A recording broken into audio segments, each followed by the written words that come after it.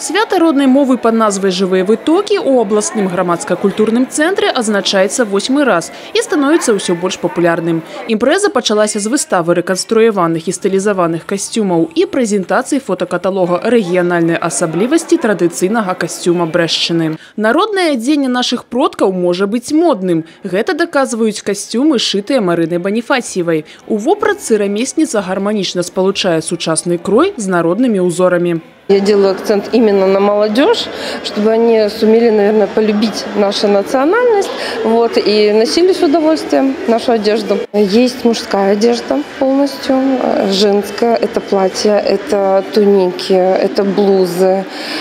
Для ресторанов, для официантов полные комплекты, много всего. У намитках, чапцах, у хустках и головочках, у камизельках и андараках дефилировали удельницы концерта показа аутентичных и обновленных костюмов «Модный стиль, народный текстиль». Костюм каждого региона отрознивается своими уникальными элементами. Малорецкие спадницы, бурки, мотальские кожушки, ляховицкая подвичка.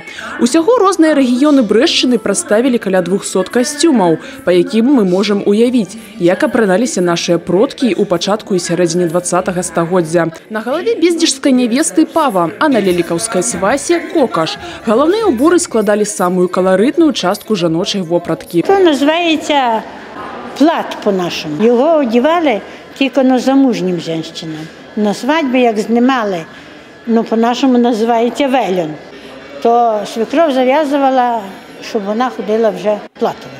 Галоўнае імкненне арганізатараў свята яшчэ раз нагадаць усім пра неабходнасць захавання не толькі роднай мовы, але і ўсёй беларускай культуры.